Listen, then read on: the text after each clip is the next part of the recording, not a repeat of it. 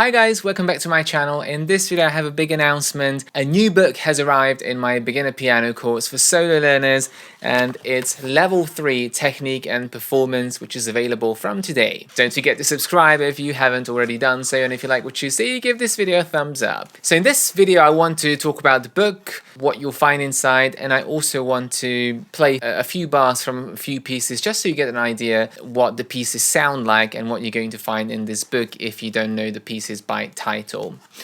So, if you haven't heard about this method before, this is my own piano method developed for adult learners or older teenagers who study without the help of a teacher, or even with a teacher you can use it, but it's really made for solo learners.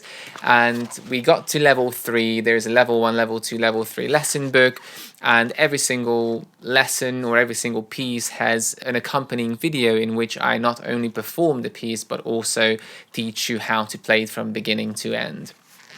Now this is the newest one that I have been working on for quite a while, and it's level 3 technique and performance, so it's a supplementary book to the level 3 lesson book. Now this book was actually ready in November, but I think back then I told you in one of the lives that I don't want to publish it just yet because I haven't even finished level 3, and there were a lot of videos from the Journey book, but I think now I can handle two things going on at the same time. And although the book was ready in November, I actually went through again so many times in the end of January and the first week of February, and I took out pieces, put in new pieces.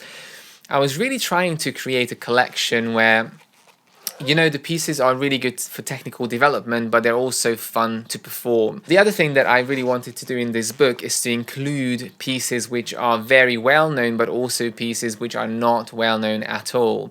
Because many times if you only play pieces which are really well known, they can feel a little bit overdone and not so exciting, and you might find things that otherwise you would never come across in your everyday, piano journey. So the book has, as I said, big favorites, and also it has like little gems that you might have never heard about. Just like the level 2 technique and performance book, it basically starts with a table of contents, and here you'll find the pieces grouped by musical era. So we've got Baroque, classical, romantic and 20th century music. And then underneath that you will have the pieces grouped by composer. Now the most important thing is this column here, which basically shows you for every single piece what technical challenge or concept it's related to. So if you're using it together with the level 3 lesson book, you can always select a study from this that goes well with the actual chapter that you're working on in the level 3 lesson book. So it's like a correlation chart. Now this one, level 3 in general, is, I call it early intermediate, which to me means it's not beginner anymore, but it's not proper intermediate, so it's kind of in between the two. Roughly grade 2, grade 3 exam level, but I don't believe in those gradings so much. There are 3 ways for using this book.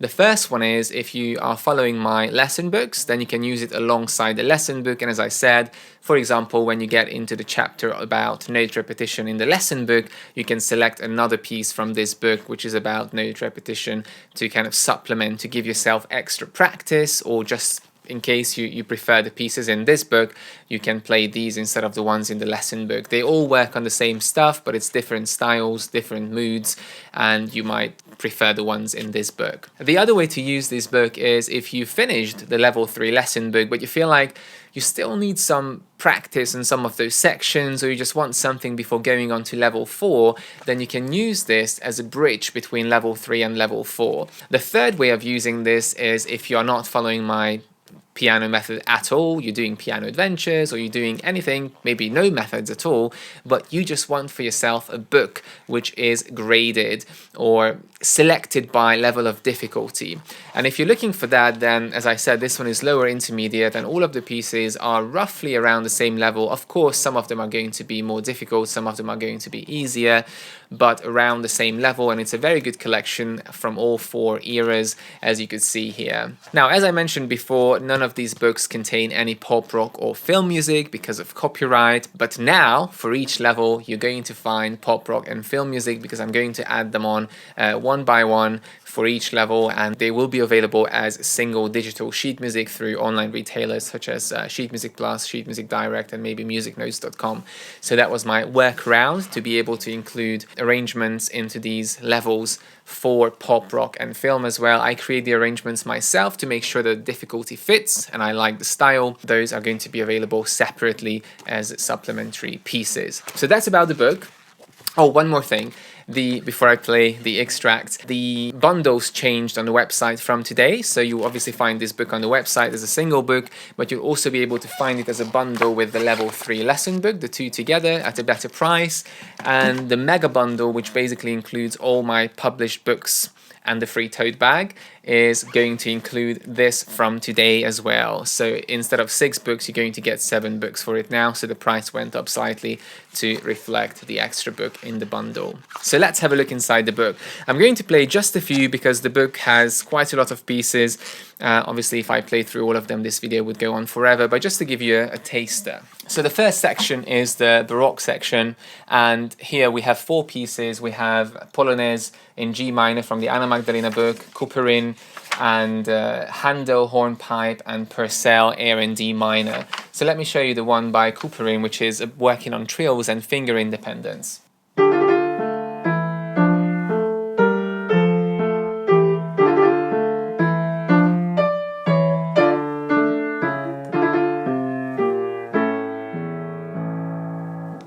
And then we go on to the classical era, and here we start off with a very well-known piece, which is the theme from Fürelise.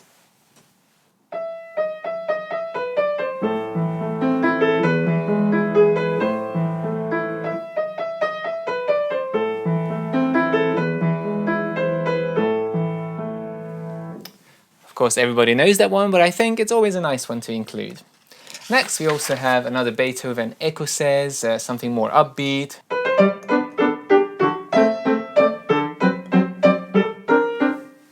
And then we have another one by Beethoven, which is a dance in B flat major to work on B flat major. Then we have a set of 4 Czerny exercises, which are kind of finger exercises, so not quite so pretty, but they work on rotation. The first one is, so like working on rotation, one for the right, one for the left. And we have agility exercise, which is again working in different fingering groups. And so on, one for the right hand, one for the left hand from Opus 261. And then we have a lovely tune by Czerny, which is the Italian tune from 100 Recreations, which is working on grace notes and dotted eighth. So it goes like this.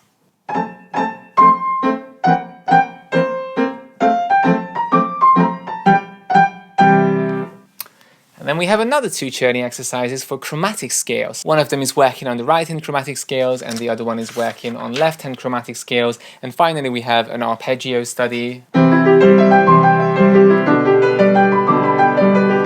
And then the final 2 pieces of the classical era are 2 minuets by Mozart. One of them is a rondo in D major, which goes like this.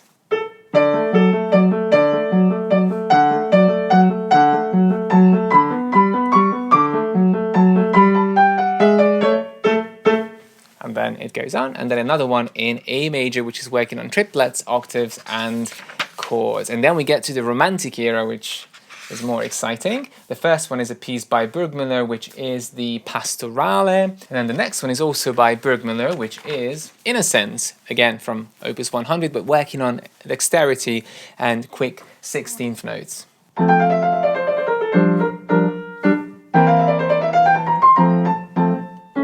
And we get to Duvernoy, which has 2 fun pieces. One is for staccato 3rds and 6ths, and the other one is for legato. So here is the staccato one.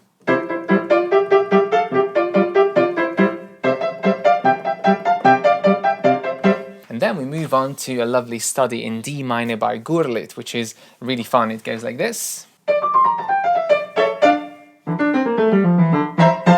Then we have another Gurlitt, which is for expressive left hand.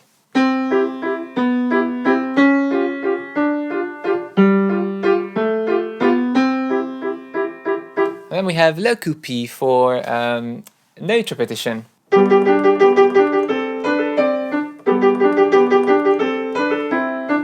Then we have the famous Schumann Soldier's March. Then a lovely piece by Baroque, again for finger independence, holding notes and playing staccatos. And the final piece in the Romantic era is one of my favorites, which is the Sick Doll by Tchaikovsky, a beautiful, expressive piece.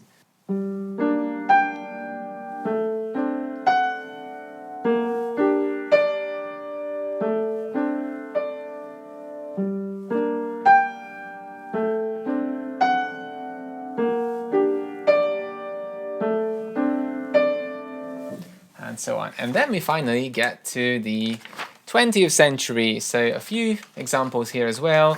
There is a Bartók piece, the Ballad, which is again for expressive left hand. It's probably less well known. And then another Bartók piece, which is for wrist staccato and D minor, which is a lot more well known. It goes like this.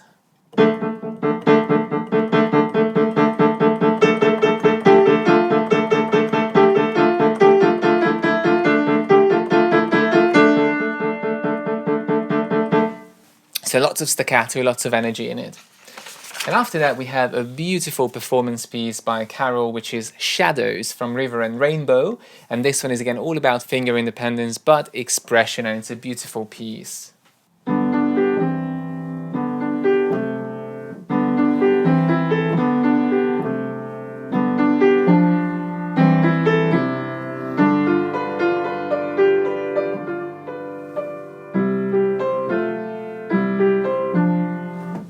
And so on. And the final piece in the book is by Rebikov, Angels, because I wanted to finish with something very peaceful and calming.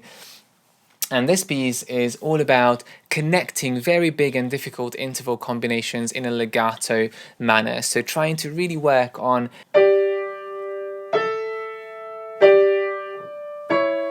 connecting big intervals in a legato articulation, which can be very, very difficult for beginner and early intermediate students. So these are the pieces in the book. I hope this gives you a little bit of an insight into the kind of things you'll find inside the book. As I said, all the pieces are going to have an individual video in which I perform and teach you the piece from beginning to end. So this was the new book. It's available from today. Links below. Thank you for watching and see you soon.